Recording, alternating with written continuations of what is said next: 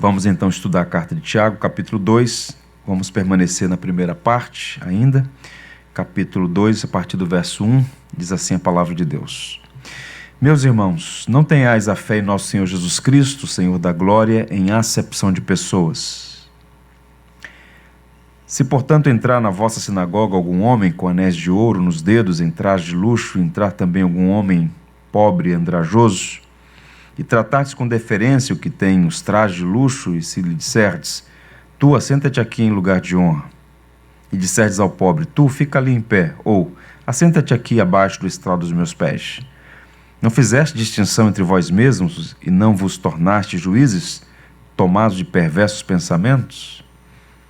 Ouvi, meus amados irmãos, não escolheu Deus os que para o mundo são pobres, para serem ricos em fé e herdeiros do reino que ele prometeu aos que o amam? Entretanto, vós outros menosprezastes o pobre. Não são os ricos que vos oprimem, e não são eles que vos arrastam para os tribunais? Não são eles os que blasfemam o bom nome que sobre vós foi invocado? Se vós, contudo, observais a lei régia, segundo a Escritura, amarás o teu próximo como a ti mesmo, fazeis bem. Se todavia fazeis acepção de pessoas, cometeis pecado, sendo arguidos pela lei como transgressores.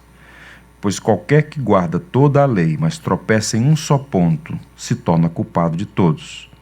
Portanto, aquele que disse, não adulterarás, também ordenou, não matarás. Ora, se não adulteras, porém matas, vês a ser transgressor da lei. Falar de tal maneira, e de tal maneira proceder como aqueles que hão de ser julgados pela lei da liberdade. Porque o juízo é sem misericórdia para com aquele que não usou de misericórdia. A misericórdia triunfa sobre o juízo. Que o Senhor nos abençoe. Os perigos do favoritismo. Bem, nós estamos examinando o capítulo 2 da carta de Tiago, como eu disse aos irmãos há 15 dias.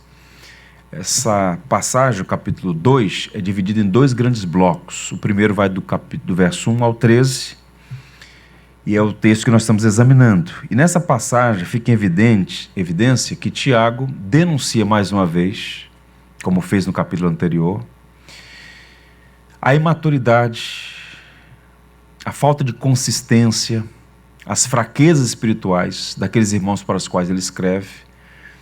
Entre outros destaques, fica em evidência aqui pela maneira como eles estavam tratando o outro com a acepção de pessoas. Tiago já mostrou no capítulo 1 que havia sinais de deficiências na fé deles. A maneira como eles se comportavam diante da provação e outras coisas mais. Mas o que Tiago está destacando no capítulo 2, inicialmente aqui, é a parcialidade no tratamento de pessoas, em particular a discriminação com os membros economicamente pobres ou socialmente de uma classe mais baixa. Então Tiago está de forma muito clara, contundente, inequívoca, afirmando que discriminar pessoas, em particular nesse caso aqui, por sua condição social, é pecado. A Bíblia reprova a adulação do rico em detrimento do pobre. E nos primeiros versos do capítulo 2, nós destacamos 4 verdades que eu quero rememorá-las aqui. Primeiro, a exortação de Tiago ela é acompanhada de um afetuoso amor. Tiago ele faz muito bem o papel de um pastor. Ele apresenta a verdade em amor. Ele chama aquelas pessoas de irmãos. Existia de fato uma relação afetuosa entre eles. É muito provável que Tiago conhecesse pelo menos uma parte substancial, significativa daquela congregação. E o que ele está dizendo aqui, desde o primeiro capítulo, é duro. Imaginem que essa carta está sendo lida publicamente diante daqueles irmãos. E Tiago está repreendendo, mas ele consegue, com habilidade, dosar a verdade e o amor. Então Tiago para nós é uma referência, porque Paulo ensina sobre isso, a verdade em amor. Então geralmente nós incorremos no erro de ir para os extremos. Em nome da sinceridade, nós muitas vezes somos muito cáusticos, duros, sem amor. E por vezes, em nome do amor, nós somos muito lenientes com o erro, com o pecado. Tiago não faz nem uma coisa nem outra. Ele coaduna, ele mantém casado a verdade em amor. Ele chama aqueles irmãos de irmãos, meus amados irmãos, e ele então segue fazendo a sua exortação. Quem são os irmãos? Ele vai dizer, aqueles que têm fé no Senhor Jesus Cristo. Não é simplesmente uma simpatia, uma afeição por alguma outra afinidade, não. Eles são irmãos por causa da fé no Senhor Jesus Cristo. E quem é o Senhor Jesus Cristo? O Senhor da glória. Tiago, como um judeu convertido à fé cristã, ele está sempre substanciando a sua fala, apontando para o fato que Jesus Cristo é singular. E é com base nessa identidade em Cristo, Senhor da glória, que Tiago apela. Se você é um discípulo de Cristo, se você é de fato alguém que tem fé no Senhor Jesus Cristo, não faz sentido fazer acepção de pessoas. Então essa é a primeira coisa que foi destacada aí. A segunda, a fé em Cristo e a acepção de pessoas são incompatíveis. Ora, se o indivíduo confia em Cristo como seu Salvador, fica obviamente incompatível aquela prática de fazer acepção de pessoas, discriminar, menosprezar, colocar de lado, ter uma atitude de altivez ou de menosprezo em relação ao pobre. Então o favoritismo e a parcialidade aqui no tratamento com o próximo são criticados como sendo uma conduta imprópria ao servo de Deus. Portanto, a ideia de fazer acepção de pessoas, a palavra literalmente significa receber o rosto. Quando você faz acepção de pessoas, literalmente você está recebendo o rosto, a aparência. E nós todos temos uma inclinação natural a tratar o outro com base na aparência. Mesmo os mais santos, como por exemplo Samuel, o profeta Samuel. Basta observar lá o livro que recebe seu nome, o primeiro livro. Quando ele esteve na casa de Jessé, ele mandou pôr em revista lá os filhos de Jessé, e ele foi julgando pela aparência até que o Senhor disse, não é nenhum deles, mas eu já escolhi os melhores aqui, nenhum deles.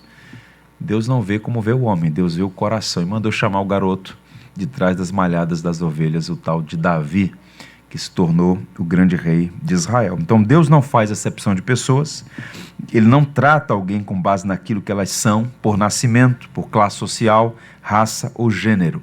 Alguém pode objetar e dizer assim, bem pastor, a doutrina da eleição não é em alguma medida uma acepção de pessoas? Não, em absoluto. A acepção é tratar a pessoa com base na aparência, em algum mérito suposto. A doutrina da eleição é fundamentada na soberana e livre vontade de Deus. Deus não escolhe pessoas com base no nascimento, né, no gênero, na classe social. Deus escolhe porque escolhe, soberanamente. Ou seja, não é uma acepção, no sentido pleno da palavra. Portanto, espera-se, tendo em vista que Deus não faz acepção de pessoas, Deus não trata você com base nessas questões, que nós também, como discípulos, como servos, não tratemos ninguém com acepção de pessoas. É curioso notar, e eu li essa passagem, que lá em Mateus 22, verso 16, os próprios inimigos de Jesus reconheceram que ele não olhava a aparência dos homens. Lembra os irmãos, para destacar aqui mais uma vez, que Jesus recebeu a Nicodemos, membro do Sinédrio, respeitado homem da lei, para uma conversa, e ao mesmo tempo conversou com a mulher de caráter duvidoso, a mulher samaritana. Então ele recebia as pessoas, ele tratava as pessoas, não com base na aparência ou no caráter delas, ele era alguém realmente, é alguém que de fato é uma referência para nós. Portanto, como discípulos de Jesus, devemos imitá-lo. Destaco ainda o fato de que o favoritismo é denunciado através de uma ilustração prática. Ele faz a sentença no verso 1 e nos versos 2 e 3 ele levanta um caso hipotético que muito provavelmente era uma reverberação do que estava acontecendo naquela congregação, né? Uma discriminação em relação ao pobre. Se você observar os versos 2 e 3, Tiago vai levantar a seguinte questão. Tente imaginar se alguém entrar na sinagoga, e a palavra sinagoga pode ser usada para uma reunião. Então os comentaristas divergem se ele está falando de um culto público ou se era uma reunião especial. O fato é que quando surgia uma reunião, seja um culto ou uma reunião de outra natureza, geralmente o rico, né, e ele vai fazer aqui uma qualificação desse homem rico pelas vestes que usava, pelos adereços, né, pelos os anéis nos dedos, era logo tratado com toda deferência, né? E a pessoa simples, pela maneira de se vestir, já denunciava que era uma pessoa simples, né? Andrajoso é a linguagem que é usada. Era dito: olha, fica lá em pé, no final, no fundo lá. Se sobrar espaço, você senta aqui no chão. E tal. Então o Tiago diz: olha, essa conduta de adular o rico e menosprezar o pobre é um sinal, é um caso, é uma ilustração do que significa tratar com acepção de pessoas. Agora perceba, um texto que tem 2000 anos. E existe um princípio exposto no livro de sabedoria que é o seguinte: não há nada novo debaixo do sol. Pergunto a vocês, não continua sendo o mesmo tratamento? Não é? É por isso que os golpistas sempre buscam se vestir bem na hora de dar o golpe, porque as pessoas tratam o outro com base na aparência. Chegou com um carro importado, novo, alugado ou roubado, então um carrão. Chegou bem vestido, uma pessoa que tem condições, e é nesse momento que o interlocutor é ludibriado, porque a sociedade, a natureza humana tem uma inclinação a tratar com base na aparência. Obviamente que a gente precisa ter cuidado com isso. Existe uma regra geral, mas existe também alguns cuidados de prudência, né? Mas o princípio geral que o Tiago está apontando aqui é cuidado para não receber pessoas com base na aparência, para não incorrer no erro da acepção de pessoas. E por fim, quarto ponto que destacamos: a discriminação é de fato um sinal de perversidade. No verso 4 ele chega a fazer uma pergunta: não fizeste distinção entre vós mesmos? E não vos tornaste juízes tomados de perversos pensamentos? Tiago compara, percebam, irmãos, como isso é grave. Ele está escrevendo para crentes, tá? Isso aqui não é um artigo do jornal lido por pessoas que não professam a fé. Ele está se dirigindo a crentes. Agir assim, fazer distinção com base na classe social de uma pessoa, ele está usando um exemplo específico, é se apresentar como um juiz, ou seja, está fazendo um julgamento. E esse julgamento, por ser baseado na aparência, ele é perverso. Você não consegue olhar o coração da pessoa, mas então você está olhando a aparência e com base na aparência você diz: você sim, você não. Essa atitude é classificada como uma perversidade, uma distorção do que é correto. Deixa eu ler para vocês o comentário de um autor chamado Douglas Moo. Eles não somente conferem a si mesmos o papel de juízes, pior que isto, eles tomam decisões segundo os padrões não cristãos e mundanos. Isso é interessante.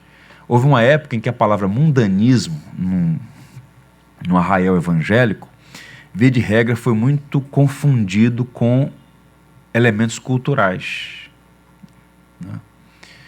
Música, maneira de vestir, a linguagem. Mundanismo é um conceito que vai para além da esfera da questão da cultura.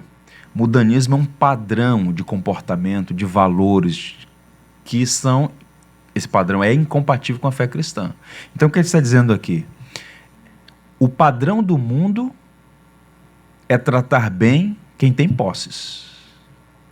O padrão do mundo é dar o primeiro assento para quem pode, em tese, te favorecer em alguma medida. Se a igreja se acomoda a esse padrão, se o cristão age assim, ele está sendo classificado como alguém perverso e moldado ao mundanismo. Então, o mundanismo tem a ver necessariamente com o corte de cabelo, com a roupa que você usa. Ou seja, restringir mundanismo a isso é reducionismo. Então, ele está falando assim: olha, cuidado, para você não ser enquadrado como vivendo um padrão mundano. Então, o Tiago está quebrando aqui, irmãos, a lógica do favoritismo, ao dizer que Deus não vê as coisas como vê o homem, e na contramão dos padrões do mundo, que bajula o rico e menospreza o pobre, Deus escolheu salvar os pobres pelo exercício de sua soberana e livre graça. Observe que o verso 5, há uma pergunta: ouvi, meus amados irmãos, mais uma vez um tom afetuoso. Não escolheu Deus os que para o mundo são pobres, para serem ricos em fé e herdeiros do reino que ele prometeu aos que o amam? Então Tiago, na esteira da tradição judaica, essa expressão ouvir era muito importante na tradição judaica, a ideia do Shema, ouvir, é um chamado solene para uma exortação importante. Ouvi, meus amados irmãos, vocês que menosprezam os pobres. E ele faz uma pergunta: Deus não escolheu os pobres, aqueles que não são, como diz Paulo, para confundir os que são, para serem ricos em fé, herdeiros do reino que ele prometeu aos que o amam? Então, Deus não escolheu todos os pobres, certamente a pobreza não é uma virtude meritória, não é? Ninguém será salvo pelo fato de ser pobre e as portas do céu não estão fechadas para os ricos.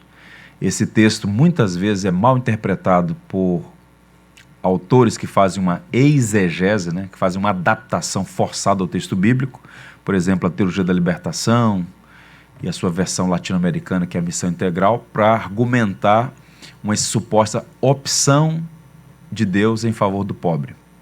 O que esse texto está dizendo para nós com muita clareza é que, para contrariar a lógica deste mundo, aqueles que para as pessoas, em linhas gerais, são os mais desprezados, de uma forma soberana, Deus inverte a lógica. Observem, por exemplo, a parábola que Jesus contou de Lázaro e o rico. Desse lado da existência, quem era Lázaro? Um João ninguém, um miserável. E o rico vivia nababescamente. Ambos morrem e seguem destinos do outro lado da existência completamente distintos. Então, percebam, aqueles que para o mundo, muitas vezes, não são nada, não significam nada, porque não têm posses, não têm status, não têm condição social, por serem alcançados pela graça soberana, são ricos em fé e herdeiros de um reino que jamais será fim. Ou seja, Deus acaba humilhando a prepotência do homem rico e soberbo, que não considera Deus em seus caminhos. Então, os pobres são desprezados pelo mundo, mas são escolhidos por Deus para serem ricos em graças e herdeiros do reino. Tiago está falando isso aqui como um princípio geral. Volto a dizer, não significa que todos os pobres são salvos, nem que todos os ricos estão perdidos. Mas o princípio geral é esse: não humilhe o pobre, não menospreze o pobre, porque Deus escolheu. E boa parte dos cristãos, no decurso da história, é constituída de pessoas simples. Basta observar as cartas que Paulo escreve, o Novo Testamento como pano de fundo. Bem, qual é o contexto a partir do qual o Tiago está abordando esses assuntos todos? A gente tem que olhar o panorama geral. O verso 27 do capítulo 1 é a chave para interpretar. Eu vou ler mais uma vez. Tiago 1, verso 27. A religião pura e sem mácula para com o nosso Deus e Pai é esta: visitar os órfãos e as viúvas nas suas tribulações, e a si mesmo se guardar incontaminado do mundo. Então, Tiago está se movimentando, fazendo aqui uma descrição do que é falsa religião, para o que ele considera a religião verdadeira, e ele qualifica como sendo pura e sem mácula. Então, qual é a intenção dele? Não é dar aqui uma definição exaustiva do que é a verdadeira religião. Ele está contrastando qual é a falsa religião, é aquela pirotécnica, aquela da aparência, aquela das práticas automáticas, dos hábitos feitos sem nenhuma senso de maravilha, com a verdadeira religião. E ele pega dois exemplos, considerando o contexto da igreja para a qual ele está escrevendo, dois exemplos de uma verdadeira religião. E ele resume o seguinte: socorrer o pobre e guardar-se incontaminado. Se você examinar essas expressões de forma detida, à luz inclusive do que ele vai tratar a partir do verso 14, do capítulo 2, Tiago está falando o seguinte, que a verdadeira religião tem relação direta com o meu relacionamento com o próximo e com Deus. Como eu posso saber se a minha fé é autêntica? Fazendo um autoexame da minha postura em relação ao próximo e a Deus. Ao próximo, amá-lo. Tiago vai falar claramente sobre isso já no capítulo 2. E em relação a Deus, guardar-se incontaminado do mundo. Então, Tiago está contrastando aqui essa relação entre a verdadeira fé e a falsa fé. E o assunto da parcialidade tem relação com o tratamento das pessoas. Se a verdadeira fé é socorrer o pobre, ele vai usar a linguagem aqui, visitar órfãos e viúvas, é um exemplo claro do que significa socorrer o pobre, sobretudo naquele contexto. O favoritismo, ou seja, favorecer o rico em detrimento do pobre é uma violação desse princípio da verdadeira fé, que significa socorrer os pobres, visitar órfãos e viúvas. Portanto, ele está colocando sob suspeição a fé do cristão que se comporta fazendo discriminação do pobre e agindo na contramão daquele princípio geral que é amar o próximo como a nós mesmos e amar a Deus acima de todas as coisas. Um questionamento aqui. Alguém pode perguntar assim: qual é a relação entre tratar com parcialidade uma pessoa e a verdadeira religião? Todo mundo não erra assim? Inclusive Samuel, citei aqui o profeta. Todos nós não incorremos nesse erro de julgar pela aparência, de, em algum momento da nossa jornada, incorrer nesse erro da parcialidade no tratamento com o outro. Por que Tiago usa esse exemplo se é uma coisa tão comum, tão antiga? E aí eu lembrei de um adágio em inglês que é interessante, que é o seguinte: o verdadeiro cavalheiro usa o garfo adequado mesmo quando janta sozinho. O que significa isso? As pequenas coisas revelam o coração. Para citar um filósofo chamado Epicuro, caráter é o que você é quando ninguém está vendo. Então as pequenas coisas são importantes para denunciar a nós mesmos o estado do nosso coração. Então percebam, tratar bem os grandes e menosprezar os pequenos é mau sinal. Então é comum encontrar, por exemplo, uma pessoa muito bem educada, muito gentil, muito solícita, quando o outro é maior do que ela. Mas quando é alguém menor, passa por cima, menospreza, coloca de lado. Percebam? Então é muito sutil. Nós estamos tratando um texto que deve ser base para a gente fazer um autoexame do próprio coração. É impressionante porque isso acontece com relativa frequência. Pessoas que tratam bem os grandes e menosprezam os pequenos. Lembrei de uma história. Eu estava numa loja de material de construção, comprando material para uma obra. Comprava naquela loja há muito tempo. E o vendedor, eu conheci o vendedor, um dos que me atendia ali, anos fazendo aquela obra. E eu sabia que ele era cristão, eu sempre buscava comprar com vendedores irmãos na fé, para ajudá-los. E eu sabia que aquele rapaz era crente. E ele estava me atendendo, fazendo lá a listagem do material, checando, para seguir para o caixa fazer o pagamento. E um rapazinho chegou para buscar resto de material, fica na gôndola, né? Ele tem a obrigação de pegar aquilo e voltar para o almoxarife, enfim. E o rapaz chegou perto e perguntou assim: esse material aqui é da loja? A intenção do rapaz era: esse material é do cliente ou é da loja? Ele perguntou assim: esse material é da loja? E do jeito que ele estava digitando, ele olhou de baixo para cima para o rapaz e falou assim: só pode ser da loja. Mas falou assim com desprezo. E o rapaz, eu até olhei para o lado assim, porque os olhos não veem, o coração não sente, né? Fiquei com vergonha do rapaz, pelo rapaz. Ele pegou ali o material e saiu. Aí ele está terminando de digitar. Na hora que ele terminou, eu falei assim: posso falar uma coisa com você? Ele: pode, pastor. Não foi bom o que você fez. Vai ficar difícil você pregar o evangelho para esse rapaz agora. O que aconteceu? Você não percebeu o que você fez? Você não pode falar assim com uma pessoa. Você não começou aqui nesse posto. Talvez você tenha chegado aqui no posto mais simples da empresa. Ele fez uma pergunta. O material pode ser nosso. Era da loja. A maneira como você falou com ele não foi uma maneira correta. Não foi bom. A gente tem que tratar as pessoas como nós gostaríamos de ser tratados. Eu duvido, não falei isso para ele. Eu fechei, ele entendeu, reconheceu, disse que quer falar com um rapaz. Mas eu duvido que ele falaria assim com o dono da loja ou com o gerente. Já pensou se o dono da loja chegasse assim: de que esse material? Ô doutor, esse material aqui é da loja, o cliente só vai levar esse daqui. Percebam? Não é assim que funciona? É ou não é? Então Tiago está trabalhando aqui o seguinte: pequenas coisas revelam problemas grandes do coração. Então, por isso que ele está conectando o tratamento com o próximo com a verdadeira religião. A maneira como você trata o outro revela muito sobre o seu próprio coração. Então a gente precisa tomar cuidado com essas coisas. Vejam, a fé cristã autêntica e o favoritismo mundano. Existe uma incompatibilidade. Vejam, primeiro, enquanto a verdadeira religião consiste em ajudar os pobres, tratando-os com dignidade, o favoritismo insulta e menospreza os pequenos.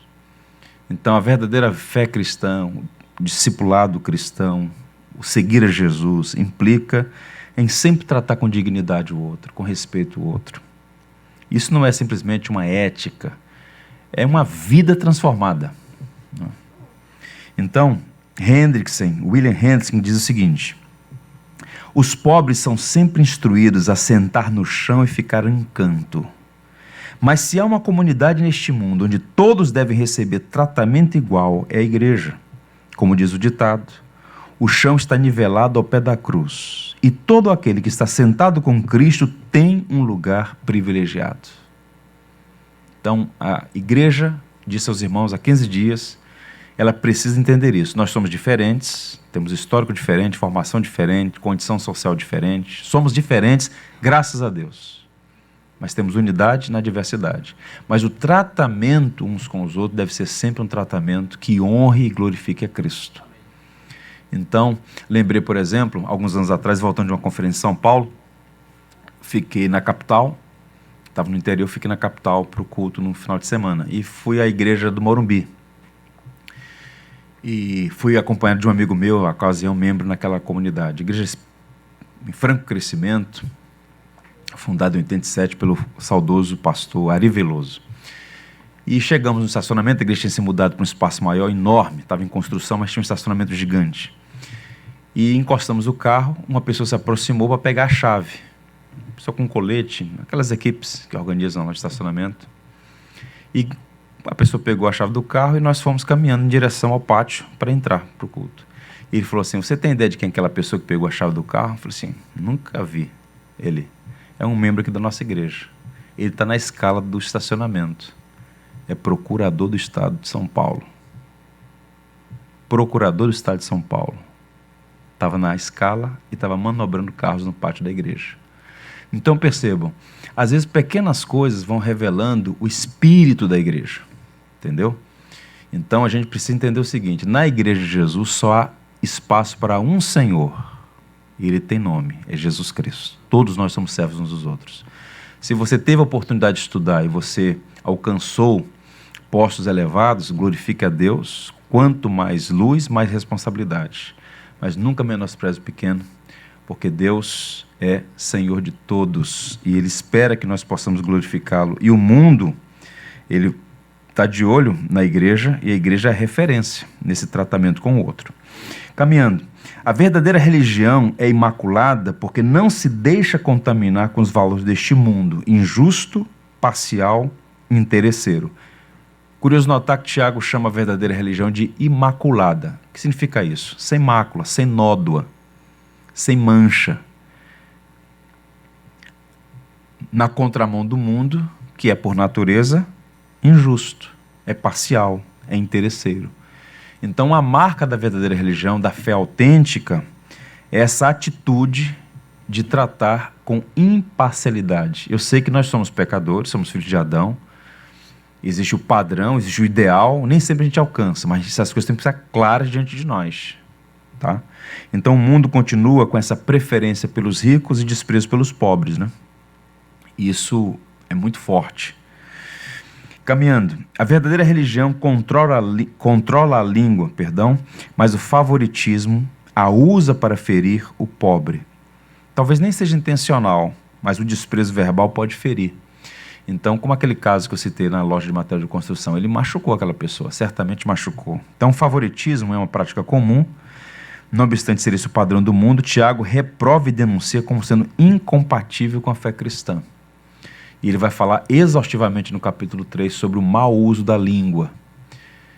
Então, a língua que é usada para bajular, adular, com interesses escusos, e ao mesmo tempo para ferir os que são menores. Então, a gente tem que tomar cuidado com a nossa linguagem, com o emprego das palavras. Bem, chegamos aos versos 6 e 7. E esses dois versos, Tiago vai levantar aqui algumas questões. Serei breve. Deixe compartilhar com os irmãos. Entretanto, ele está fazendo aqui então um contraste. Não é assim que vocês deveriam agir. Vós, outros, menosprezastes o pobre. Deus escolheu os pobres, mas vocês estão menosprezando o pobre. Tiago está fazendo um contraste entre o que Deus faz e o que aquela igreja estava fazendo. Cultura do mundo: adular o rico e menosprezar o pobre. Deus escolheu os pobres para serem ricos em fé, herdeiros do reino. Mas vocês estão menosprezando o pobre. Vocês não estão imitando a Deus. Vocês não estão seguindo o bom caminho que o próprio Deus nos dá, que é a nossa referência suprema. Aí ele então faz duas perguntas que têm a ver com o contexto social dos primeiros cristãos naqueles dias. Duas perguntas: não são os ricos que vos oprimem e não são eles que vos arrastam para tribunais? Não são eles que blasfemam o bom nome que sobre vós foi invocado? Em resumo, Deus escolheu os pobres, mas eles estavam menosprezando. Isso é grave porque a fé que eles estavam professando em Jesus estava sem consistência. Não tinha ali muito fundamento. E o detalhe nesse processo é o seguinte: eles estão praticando o que é comum ao mundo. Repito, adular o rico e rejeitar o pobre. Há uma curiosidade nesse processo. Eu fiquei pensando sobre isso e me lembrei de uma figura do Novo Testamento chamada Natanael, que para muitos é o apóstolo Bartolomeu. É o mesmo nome, a mesma pessoa. Se você fizer a leitura de João, João é um evangelho extraordinário. O evangelho de João, lá no início, no capítulo 1, Natanael é persuadido por Filipe. Encontramos o Messias, encontramos o Cristo. Filipe, seu irmão, fala para ele. E então Natanael diz assim: de onde? De Nazaré. Ele fica injuriado. Porventura pode vir alguma coisa que preste de Nazaré? Mas tem um detalhe: ele também era da Galileia. Então qual o ponto? Quando ele é informado que o Messias acerca do qual seus amigos estão falando é de Nazaré, ele fica decepcionado, porque ele tinha desprezo pela Galileia. Só que ele também era galileu. Então, qual o ponto? Tente imaginar, vamos supor que a Galileia seja um estado, certo? De fato era uma província, no norte de Israel. Ele não era de Nazaré, mas ele era de outra cidade. Ele está no mesmo estado, mas assim, tem alguma coisa que preste daquela cidade? O que eu quero dizer com isso? Não é só o rico que despreza o pobre, não. Há pobres que não suportam outros pobres. É ou não é verdade, irmãos? Hã? É terrível a natureza humana, como diz um amigo meu. Esse negócio não deu certo não, Senhor. Perguntas para nós. Quais são as formas mais comuns de bajular os ricos e rejeitar os pobres? Responda para você. Quais são as formas mais comuns de bajular ricos e rejeitar pobres? Como é que você age com as pessoas? Tiago levanta essas questões com a intenção de fazer o seguinte: ele quer arrancar a raiz do favoritismo no solo da igreja. E ele faz esse questionamento: quem são as pessoas que arrastam vocês para os tribunais? Muito provavelmente, isso aqui quer dizer que havia judeus ricos, fora da igreja, judeus que viviam naquela região para a qual Tiago se dirige, a igreja estava estabelecida, que estava levando para os tribunais judeus cristãos pobres.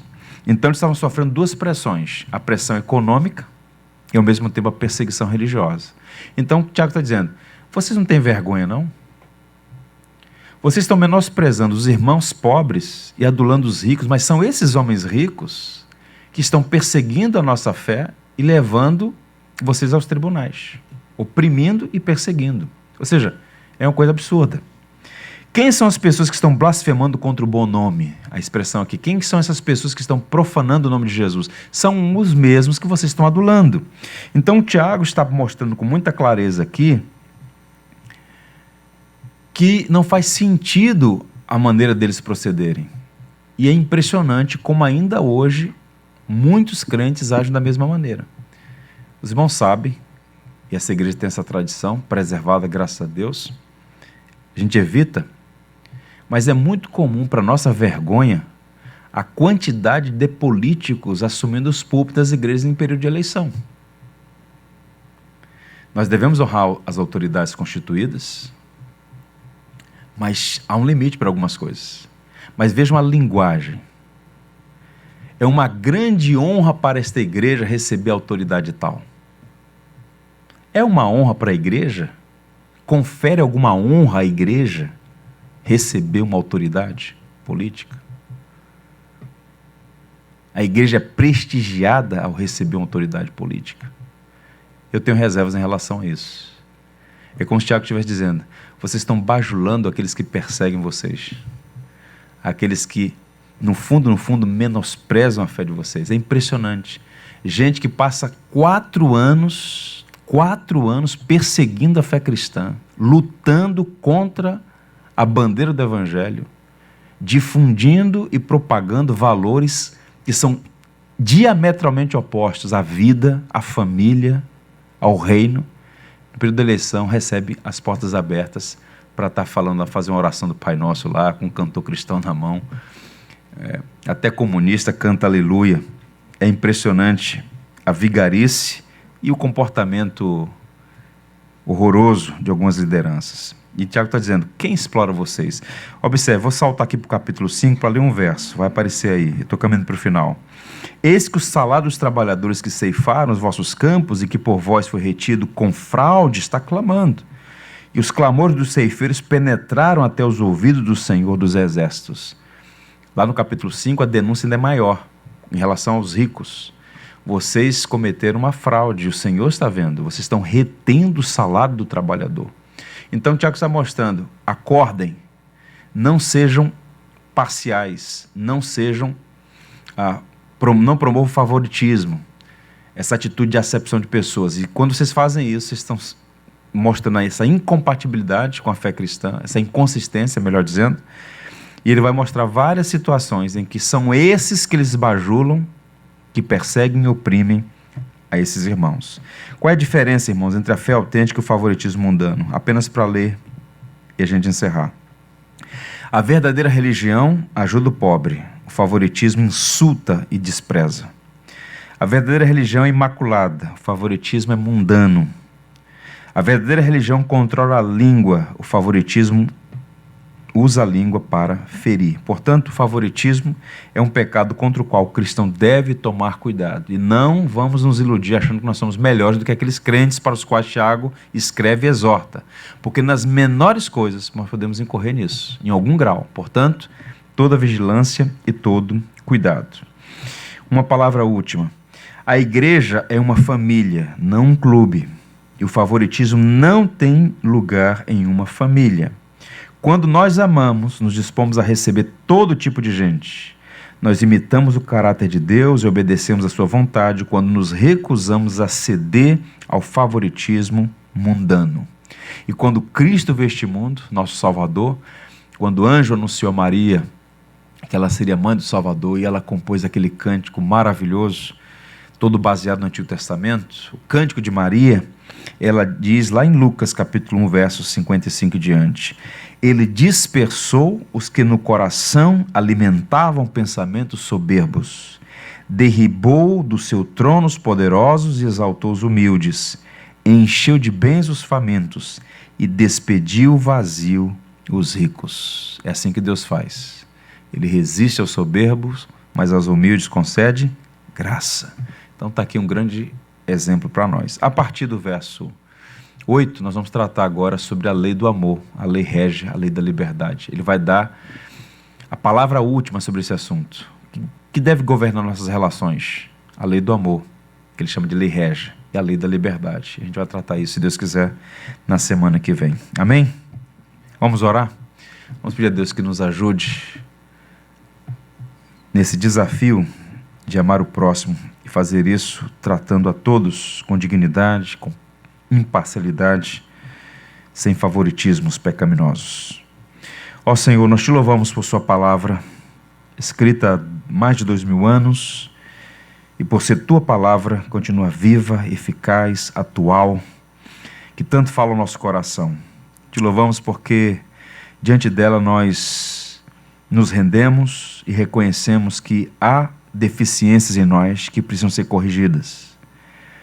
Somos todos, sem distinção, pecadores, inclinados a agir de forma equivocada em relação ao nosso próximo. Mas nós queremos, por Tua graça, auxiliados pelo Teu Espírito, a dar bom testemunho do Evangelho, a demonstrar uma fé autêntica, que se evidencia por boas obras e, sobretudo, na maneira como nós tratamos uns aos outros. Não permita que tratemos o outro com parcialidades ou favoritismos, mas que possamos respeitar a todos, seja quem for, em que condição esteja, para que o Teu nome seja glorificado através das nossas vidas. Guarda esta igreja, Senhor, para que ela seja preservada no Evangelho e possa ser uma referência de uma igreja saudável nas relações entre os seus membros. Para a Tua glória nós oramos, pedindo a Tua bênção para o nosso retorno nos lares. Em nome de Cristo. Amém. Deus abençoe a todos. Tudo que tens feito, por tudo que vais fazer, por Tuas promessas e tudo que és, eu quero Te agradecer com todo o meu ser. Te agradeço, Senhor, te agradeço, meu Senhor, te agradeço por me libertar e salvar, por ter morrido em meu lugar, te agradeço. Jesus, te agradeço, eu te agradeço, te agradeço por tudo que tens feito, por tudo que vais fazer, por Tuas promessas e tudo que és, eu quero Te agradecer com todo o meu ser. E aí? Te agradeço, meu Senhor, te agradeço, meu Senhor, te agradeço por me libertar e salvar, por ter morrido em meu lugar, te agradeço. Jesus, te agradeço.